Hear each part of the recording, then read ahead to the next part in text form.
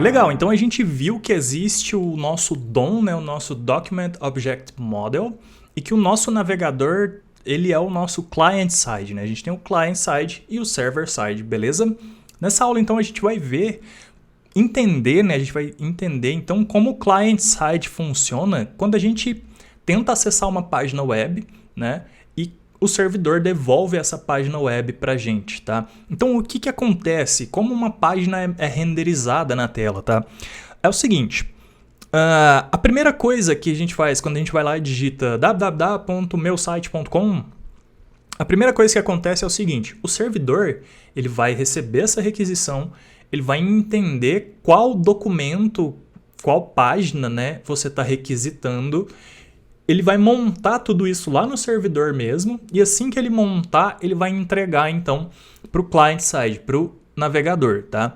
Quando ele entrega para o navegador, ele entrega um HTML, tá? Ele entrega um HTML montado, bonitinho, certinho. E aí, numa fração de segundos, é muito rápido mesmo, o nosso client-side ele vai fazer o seguinte, a primeira coisa que ele vai olhar nesse documento que o servidor devolve, né, é a estrutura HTML. Então a primeira coisa ele vai pegar todas as tags, vai pegar lá o cabeçalho, o head, né? Depois o corpo da nossa página, depois o footer. Ele vai olhar toda a estrutura HTML e vai armazenar isso nele, na memória dele, antes de mostrar qualquer coisa. Ele ainda não está mostrando, tá? A segunda coisa, ele vai olhar resources. Aqui eu coloquei imagens, mas na verdade é todo tipo de mídia, digamos assim. Então ele vai olhar se tem imagem, se tem som, né, se tem áudio e se tem também vídeo, tá? E aí ele vai então armazenar isso, tá? Então ele olha toda a estrutura, ele vai armazenar toda essa estrutura HTML e aí, por exemplo, se tiver alguma tag de IMG, de imagem, a segunda coisa que ele vai fazer é começar a procurar lá no servidor por essas imagens, beleza?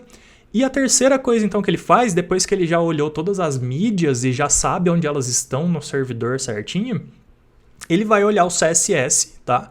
Então ele vai procurar se nesse documento a gente está chamando algum arquivo CSS externo ou se existe arquivo CSS... Bom, é isso mesmo, arquivo CSS externo, né?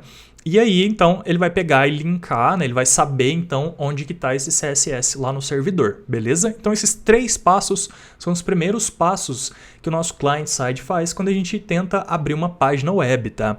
E aí logo em seguida, então, é que ele vai...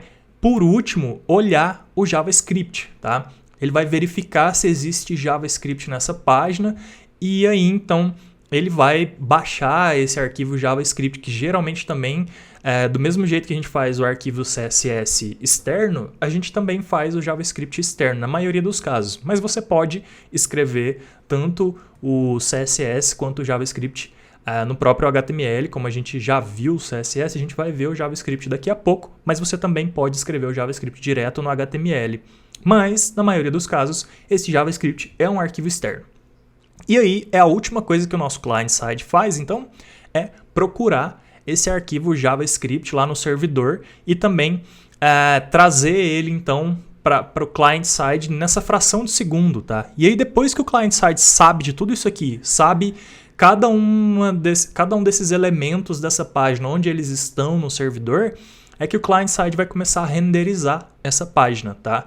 E ele vai começar a mostrar essa página. E por que o JavaScript é o último a ser buscado, né, pelo nosso client-side? É o último a ser verificado pelo nosso client-side lá no servidor.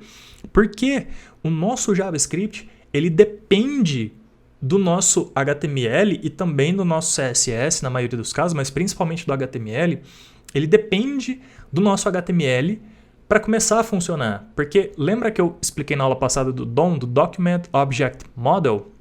Então o HTML faz parte do DOM, tá? E o JavaScript serve para a gente interagir com o DOM. Então se não existe o DOM ainda, o JavaScript não pode interagir. Não tem com o que ele interagir. Então, por isso que ele é o último, tá? É por isso que o client, por padrão, olha por último no JavaScript, tá? Mas aí, então, vem a etapa de renderização. E aí é quando a página começa a mostrar, né? Quando o client começa a mostrar a nossa página. Vamos ver isso aqui, uma simulaçãozinha, né? Não exatamente uma simulação, Eu vou só limpar aqui, vou fechar e vou fazer de novo, que eu estava fazendo antes de começar a gravar. É o seguinte, você vai abrir aí no seu navegador, tá? Eu recomendo que você use o Chrome, mas os outros navegadores também têm a parte de Developer Tools, tá? Então, vem aqui no menu View, Developer Tools, tá? Também tem o atalho, você consegue ver aqui, ó. No meu caso, como eu uso um computador Apple, o meu atalho é Command, Option e a letra I, tá? Se você usa o Windows, vai estar escrito aí para você qual que é o atalho, beleza? E aí você vai abrir o Developer Tools, essa tela aqui, tá? A minha eu já dei zoom, então por isso que ela tá meio grande assim, a sua deve aparecer um pouquinho menor que essa aqui. E aí você vai aqui na aba Network, tá? A aba Network, ela mostra pra gente esse processo de renderização de uma página, tá? Então eu vou fazer o seguinte, ó. Eu tô aqui no google.com, eu vou dar um refresh nessa página e a gente vai ver o processo de renderização dela, tá? Olha só, é relativamente rápido, tá vendo?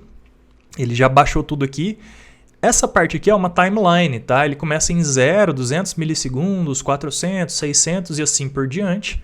E aqui embaixo ele vai mostrando então os arquivos que foram carregados nessa página, né? E conforme a página então foi sendo renderizada. E olha só então, se a gente clicar aqui, ó, ele forma essa área de seleção pra gente.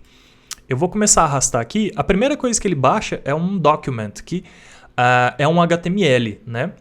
Então ele baixa um HTML, que deve ser a estrutura, né? As tags aqui, HTML e tal. Se a gente vai avançando, olha só, ele começou a baixar os resources. Lembra que eu falei aqui no slide que a segunda coisa, então, que o nosso navegador olha são os resources?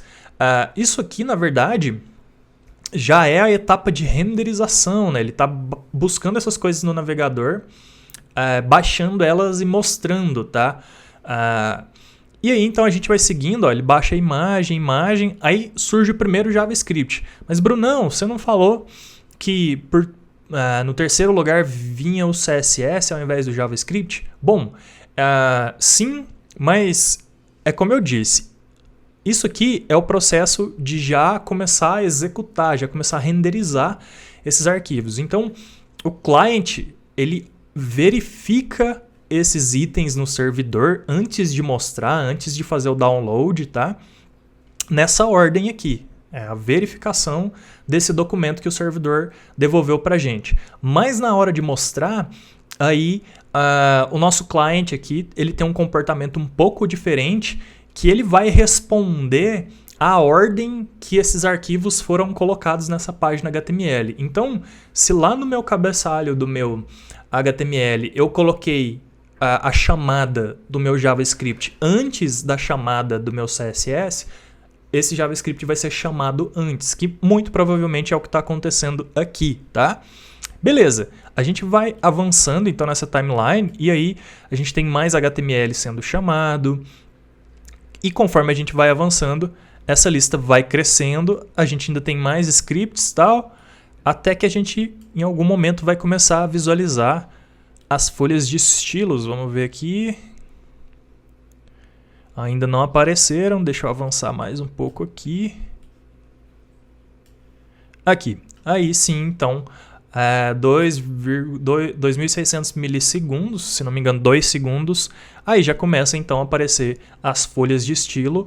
E essas folhas de estilo, se a gente olhar direito, elas são fontes, né? Muito provavelmente do Google Fontes, ou não sei como que o Google está baixando essas fontes aqui, mas ele baixa então numa tag de link, né? Então, o client aqui ele interpreta como se fosse um style sheet, certo? Bom, então é assim que uma página web, toda vez que a gente faz uma requisição para a web, é assim que uma página ela é mostrada, é nessa ordem. E por que isso é importante para a gente saber como front-end designers?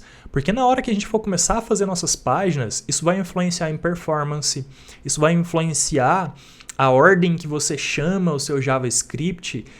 Você precisa saber se esse elemento no DOM ele já foi, ele já está na tela ou não, porque se esse elemento do DOM ainda não foi trazido para a tela, quando você tentar interagir com ele através de JavaScript, o JavaScript não vai funcionar, tá? Não vai funcionar porque o elemento ainda não está na tela, né? Não está baixado no DOM, tá? Então, tudo isso influencia e é interessante você saber disso, porque quando chega lá na frente, você não vai ficar com algumas perguntas do tipo, mas por que isso aconteceu? Mas por que não está dando certo? Mas por que isso, por que aquilo? Basicamente, essa questão da ordem de como uma página web é renderizada, tá? Então é isso, essa é uma aula bastante teórica, bastante simples, mas eu achei importante incluir ela, porque isso te dá uma visão maior e melhor de como fazer as coisas e por que as coisas são feitas de um jeito X ou Y, beleza? Bom, então é isso, te vejo na próxima aula.